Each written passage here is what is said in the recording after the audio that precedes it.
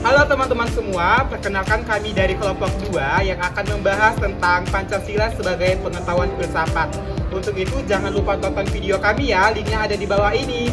Dadah, let's go check it out.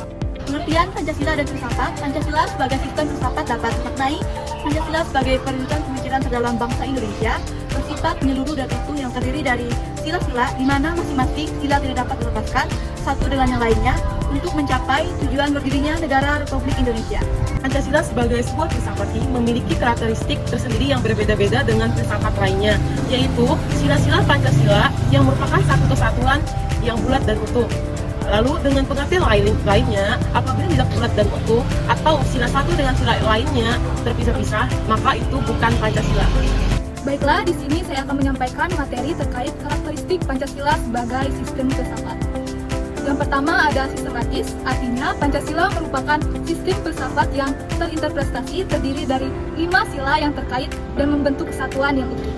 Dan yang kedua ada dinamis, Pancasila bersifat dinamis, artinya dapat terinterpretasikan dan diterapkan sesuai dengan perkembangan zaman dan kebutuhan masyarakat.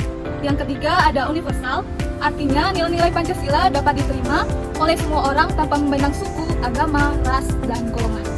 Di sini saya akan melanjutkan materi terkait hakikat Pancasila sebagai filsafat. Pancasila merupakan sistem nilai yang mendasari kehidupan bangsa Indonesia. Sebagai filsafat, ia memberi arah hidup, menjadi dasar hukum, dan menjaga identitas bangsa. Pancasila bersifat terbuka dan adaptif terhadap perkembangan zaman tanpa mengubah prinsip dasarnya. Dua istilah yang menunjukkan pentingnya kedudukan Pancasila sebagai sistem filsafat. Filosofi Grondslag, yang itu adalah istilah dalam bahasa Belanda yang berarti landasan filosofis atau dasar filosofis.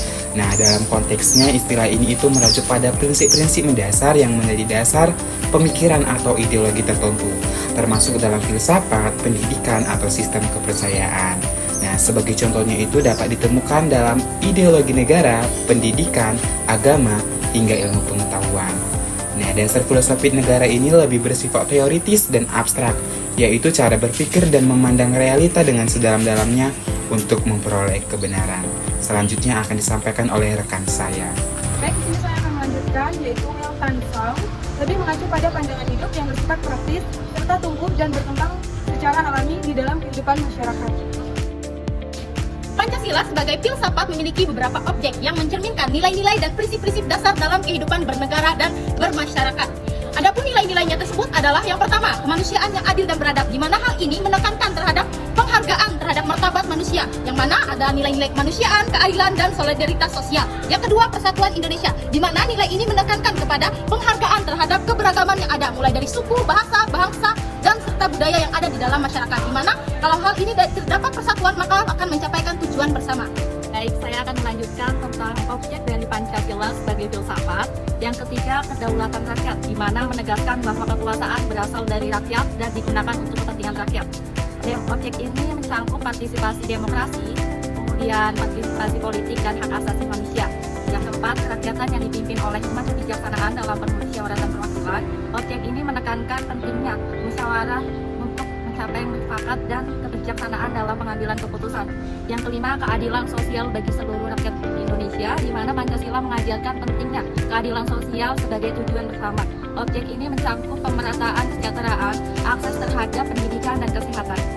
Jadi kesimpulannya adalah Pancasila sebagai pengetahuan filsafat menjadi pedoman atau landasan di dalam sistem politik dan sosial yang menciptakan keseimbangan antara nilai ketuhanan, kemanusiaan, persatuan, demokrasi, dan keadilan sosial.